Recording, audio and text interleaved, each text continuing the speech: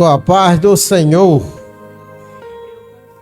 Não só nós aqui, mas também os irmãos que estão do outro lado, que estão nos escutando e nos vendo, e os demais que irão, depois disso, nos ouvir novamente. Que Deus abençoe a Igreja do Senhor e nossos amigos que sempre nos assistem. 1 Samuel capítulo 5. Os filisteus tomaram a arca de Deus e a levaram de Ebenezer a Asdod. Os filisteus tomaram a arca de Deus e a colocaram no templo de Dagom, ao lado da imagem de Dagom. Quando os moradores de Asdod se levantaram de madrugada no dia seguinte, eis que Dagom estava caído com o rosto em terra diante da arca do Senhor. Eles pegaram a imagem de Dagom e puseram de volta no seu lugar. Levantando-se de madrugada no dia seguinte pela manhã, eis que Dagom estava caído de bruços diante da arca do Senhor. A cabeça de Dagom e as duas mãos estavam cortadas e se encontravam na soleira da porta. Apenas o tronco dele estava inteiro. Por isso, os sacerdotes de Dagom e todos os que entram no seu templo em Asdod não pisam na soleira da porta até o dia de hoje. Querido Deus, nosso Pai, graças te damos pela leitura, Senhor, de parte desta palavra que iremos meditar segundo a tua vontade, ó Senhor, porque devemos entender para que possamos, Senhor, crescer na tua graça e na tua verdade. Pois assim te pedimos, Senhor, em favor de todos que nos escutam, Senhor, e de todos aqueles que ainda hão de nos escutar. Pois assim te pedimos, Senhor, e te agradecemos, em nome de Cristo Jesus, nosso Senhor. Amém. Glória a Deus. Aleluia.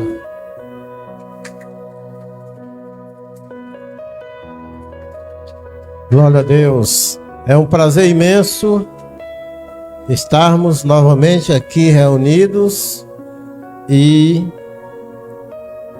com aqueles também que nos assistem nesta noite e nas noites que o Senhor nos conceder, a cada um de vocês e a nós. Esse primeiro texto aqui de 1 Samuel, a arca da aliança entre os filisteus. Então é através desse tema do Antigo Testamento que iremos meditar acerca também daquilo que Deus deseja falar ao nosso coração através desta leitura e desta palavra bíblica. Que Deus abençoe a cada um. E recordando que no capítulo 4, no final, unindo com o capítulo 5, a arca da aliança foi tomada e levada pelos filisteus. De onde? De Ebenezer, que era a cidade, a Asdod, que era a cidade dos filisteus.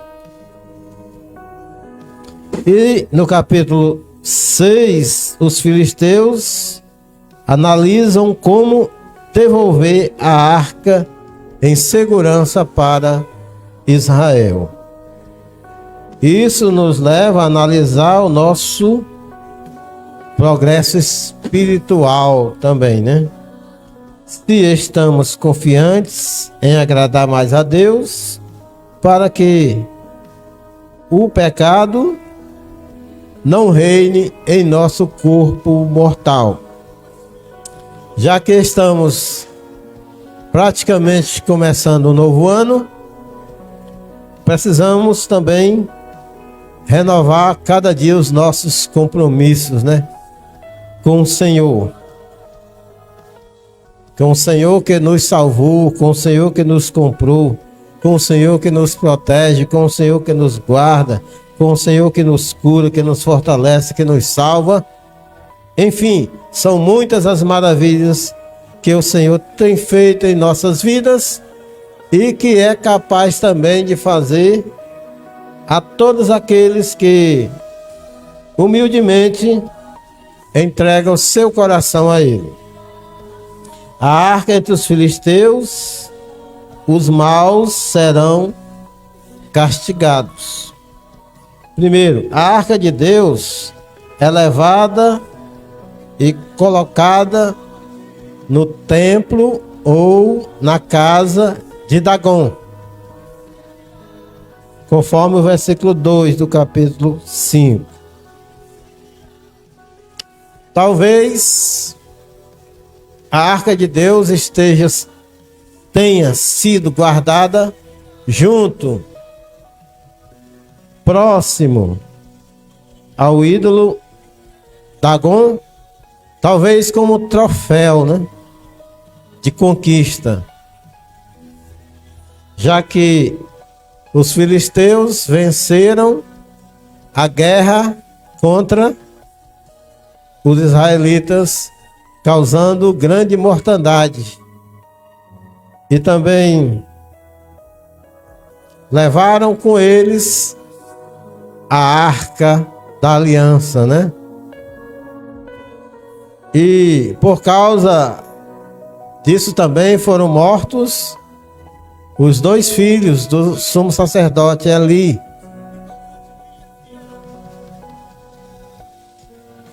Ofni e Finéias.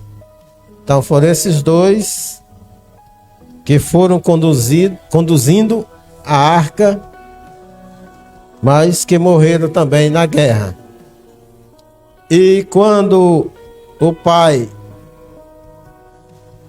dos filhos dos sacerdotes, Eli, de 98 anos, soube da notícia, lembre-se que ele caiu para trás, né?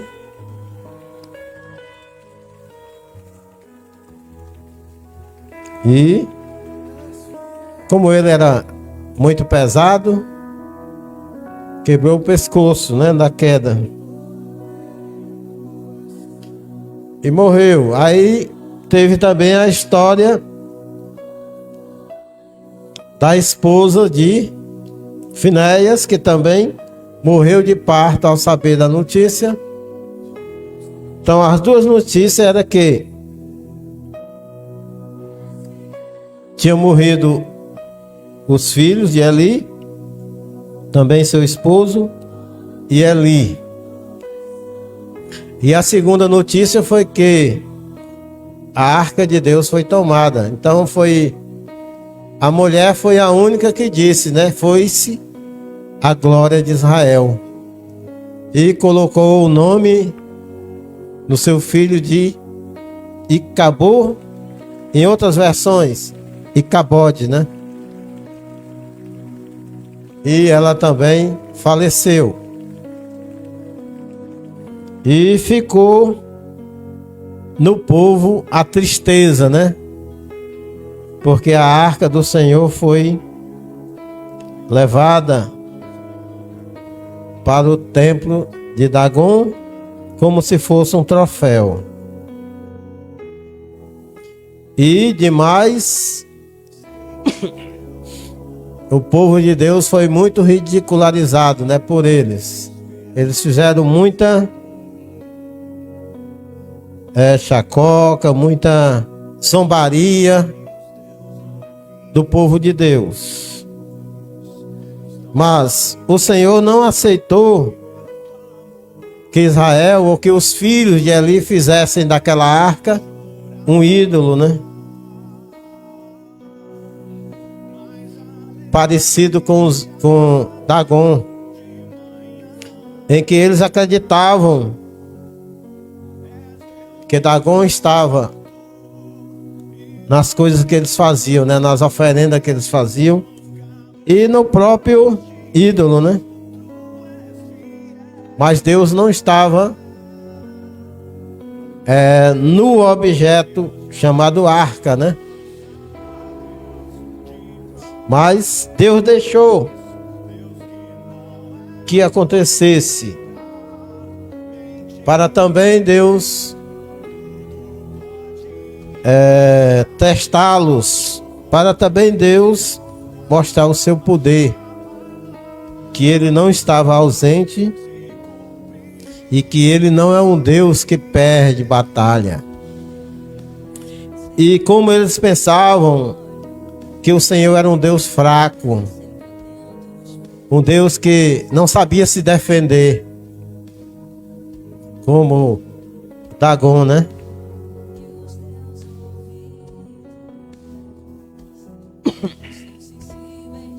Que por ser ídolo naquela época, ele não sabia se defender, porque ele na verdade não era Deus, né? Não há... Vocês, todos nós sabemos disso.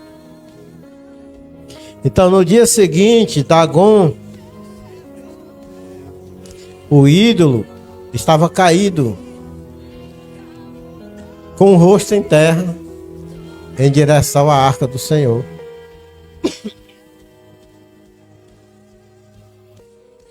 Mas colocaram Dagon de volta no seu lugar. Mas no dia seguinte, novamente, Dagon estava por terra, no chão. Só que os braços e a cabeça estavam lá perto da porta, né? Mas o corpo estava no sentido, estava no chão. O glória ao nome do Senhor para sempre. Então só o tronco que estava inteiro. Quem era Dagon? Eu pesquisei e vi que na mitologia filisteia, Dagon era o deus principal. Era o pai de Baal. Sabe aquele Baal também que era o deus da tempestade também, cuja adoração causou transtornos para Israel. Então está aí a ligação entre Dagon e Baal. Dagon era o pai e Baal era o filho. E no versículo 6 a gente já vê: a mão do Senhor se agravou sobre os de Asdod e os assolou e os feriu com tumores. Encontramos no versículo 6.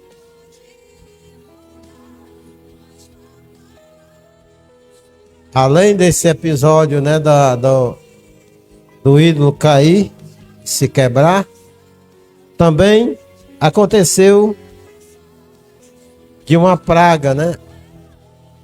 Ou melhor, foram duas, né? Nós vamos ver que a praga dos tumores, em que em outra tradução chama de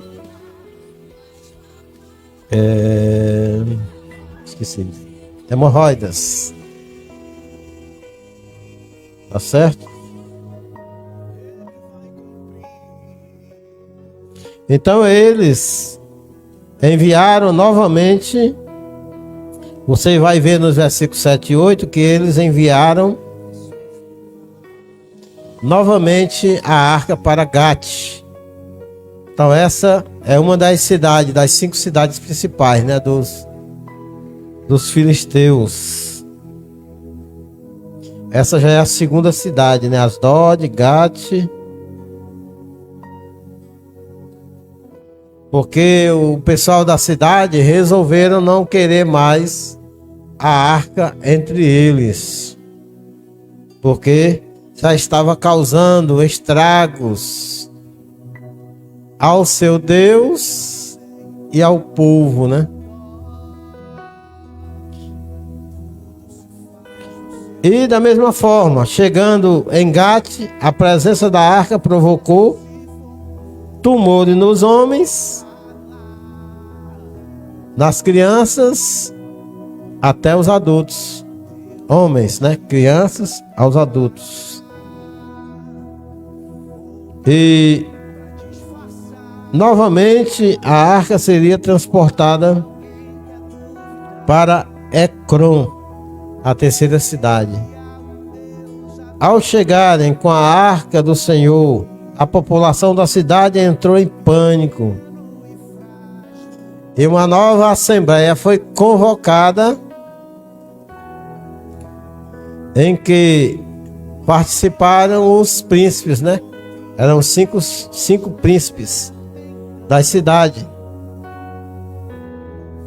convocados, onde estavam presentes os principais e os líderes da religião, né?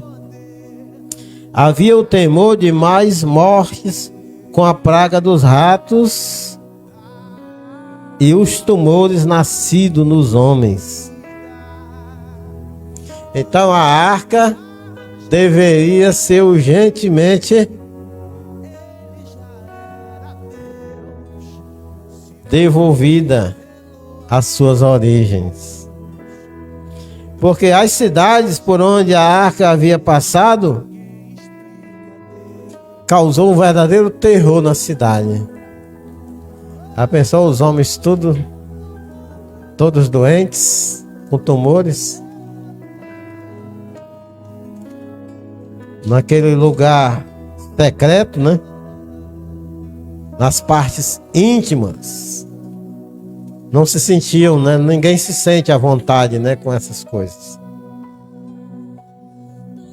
Muita gente se sente até envergonhado em dizer que já teve essa doença, ou que foi operado ou não. Muita gente não se sente bem. Mas é uma doença comum ainda nos nossos dias, né? Também. Então até o deus Dagon caiu em posição de adoração, né? Que toda vida que ele caía, ele era no sentido da arca, né? E com a cara no chão. Assinalando que só existe um Deus único, verdadeiro e soberano na terra e no céu. Aleluia. Glória a Jesus. Só existe um Deus verdadeiro. E este Deus não está morto, é um Deus vivo. Porém, os sofrimentos não foi motivo suficiente para trocarem os seus deuses pelo verdadeiro Deus. Acredite, irmãos, se para eles não foi motivo de troca, saiba que nós facilmente queremos trocar Deus. Queremos trocar Jesus por migalhas do mundo, né? É mais fácil o crente trocar Jesus por qualquer coisinha do mundo do que esse pessoal aqui trocar os seus deuses pelo Deus de Israel. Eles queriam apenas se livrar da arca, porque estava causando terrores entre eles. Porque o que sabemos é que Deus não obriga ninguém, né, a se converter ao Evangelho. Assim como muitas seitas, muitas religiões do passado obrigaram ao mundo, no mundo, né? Está na história do mundo, né? Está na história geral de que muitas religiões do passado obrigavam as pessoas a seguirem, né? Sob pena de morte. Mas Deus não é assim. Você vem a Deus quando você é convencido pelo Espírito Santo. Quando você sente necessidade de perdão, de arrependimento, quando você está cansado de estar distante de Deus, aí Deus se revela a você de um modo extraordinário. Então, pelo bem deles, a arca precisava ser devolvida. Aí começa o capítulo 6. Uma nova decisão deveria ser tomada em caráter de urgência. A questão a ser discutida não seria mais se envia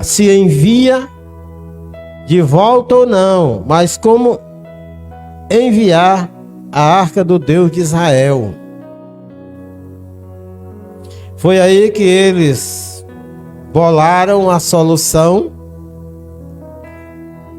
para devolver a arca, e que estas, se vocês prestarem atenção bem no texto, esta solução viria também testar Deus.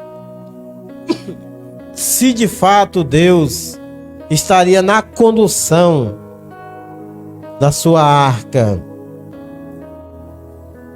Devido à delicadeza do assunto, os sacerdotes do culto filisteu entenderam que não era só enviar a arca, mas juntamente uma oferta da expiação da culpa, na esperança da praga ser removida dentre eles. O que seriam essas ofertas?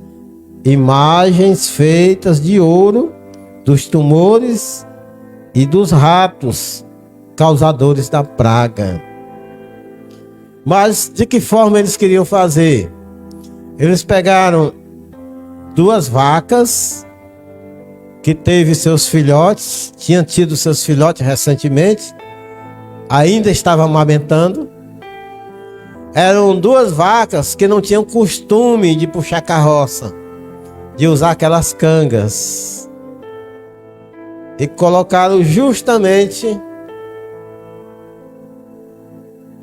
as vacas, e ninguém foi à frente conduzindo elas. Elas teriam que ir sozinhas, elas teriam que achar o caminho de volta. Já pensou se Deus não estivesse na frente disso, né? Talvez não tivesse dado certo. Talvez tivesse saído da maneira que eles queriam. Justamente, as vacas poderiam voltar para os seus filhotes, para amamentá-los. Poderia ocorrer. E como as vacas não estavam acostumadas a puxar carroça em pares, ia haver uma confusão entre elas, né? Uma queria ir por canto e outra queria ir por outro. E eles disseram: olha, se esse Deus está na frente de tudo, então ele vai guiar essas vacas ao seu destino certo.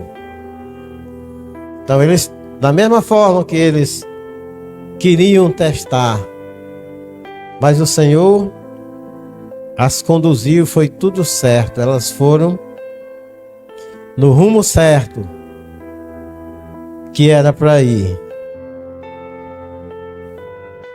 E de lá foram recebidas, né? Foram recebidas com alegria. Então, na fala deles, antes de enviar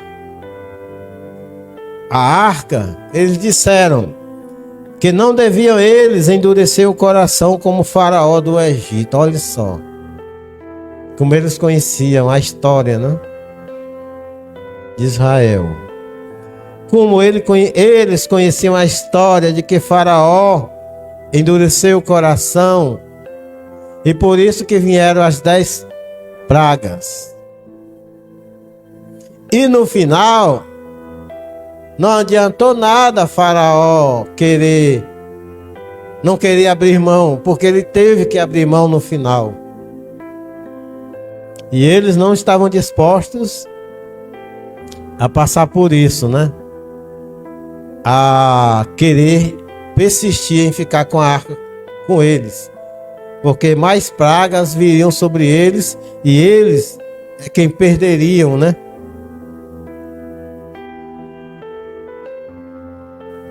Então, desta forma, é que Deus estava guiando, né, o transporte, e tudo deu certo. Eles enviaram uma oferta da expiação da culpa, como eu já falei, com a imagem dos tumores e dos ratos, feito de ouro, colocaram dentro de um cofre e mandaram junto com a arca, porque eles acreditavam que Deus poderia sarar aquela doença, né? Aquela praga entre eles.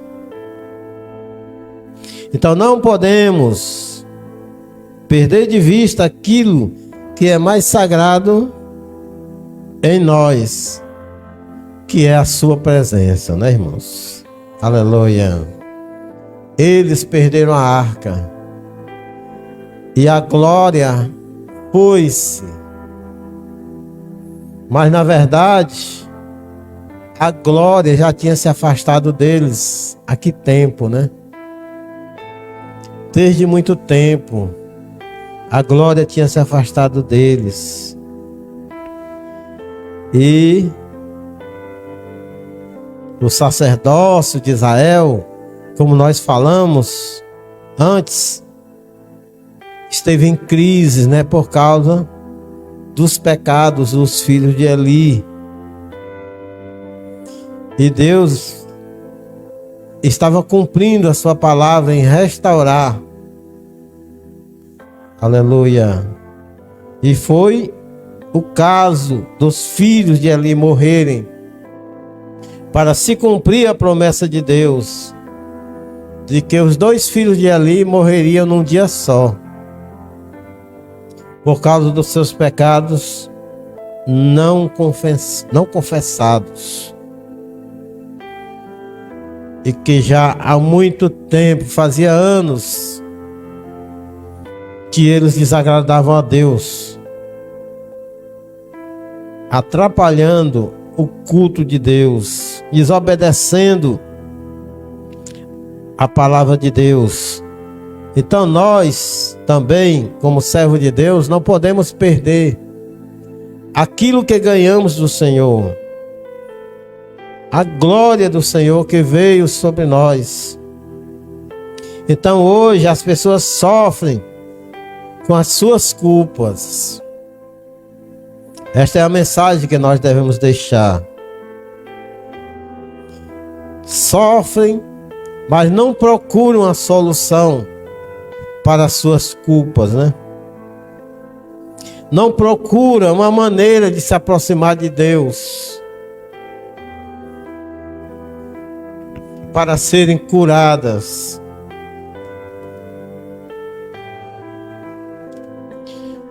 Preferem negar até não haver mais recursos, e então padecem sem Deus. Então esta palavra vem nos alertar, vem alertar o povo de Deus, vem alertar os amados irmãos que estão afastados da igreja, não da igreja, mas de Deus em si, né? De Jesus, do Espírito Santo. Israel, em suas gerações, muitas vezes foram chamadas ao arrependimento.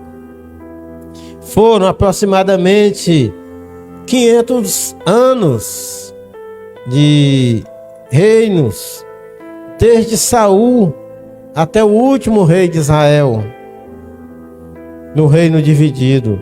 Por causa disso, foram exilados por 70 anos pela Babilônia. E os intérpretes de 1 Samuel dizem que esta palavra foi escrita justamente para eles que ainda estavam exilados ou que recentemente estiveram exilados. Então, a arca, que era símbolo da presença de Deus, foi perdida por 7 meses, mas quando retornou, foi recebida com alegria por todo o povo da cidade de Bet-Semes. A maior representação da glória de Deus é o Filho de Deus, Jesus Cristo, aquele que nos livra da ira futura, né? Porque, segundo Tito 2:11, a graça de Deus se manifestou, trazendo salvação a todos os homens. E Lucas 2:9 diz: a glória do Senhor brilhou ao redor deles, e ficaram todos os pastores tomados de grande temor. É o que nós recordamos de Natal, né? João também testificou em João 1:14. Uma parte do versículo diz: e vimos a sua glória como do unigênito do Pai. Deus está presente em cada um de nós, amém? Para nos fortalecer e nos ajudar. Então, se alimente com Isaías 41:10 e com Josué 1:9. E diz mais Jeremias 15:20 para terminar: eu farei de você uma muralha de bronze fortificada diante deste povo. Lutarão contra você, mas não vencerão, pois estou com você para resgatá-lo e salvá-lo, declara o Senhor, em Jeremias 15 e versículo 20. Aleluia! Glória a Deus!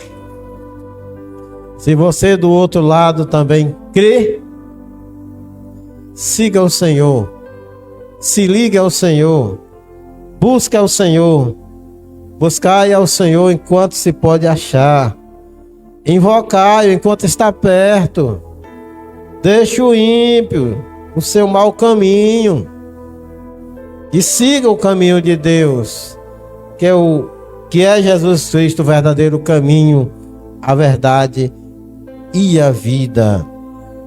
É o único que pode nos conduzir de volta ao Pai. Que Deus vos abençoe em Cristo Jesus. Amém.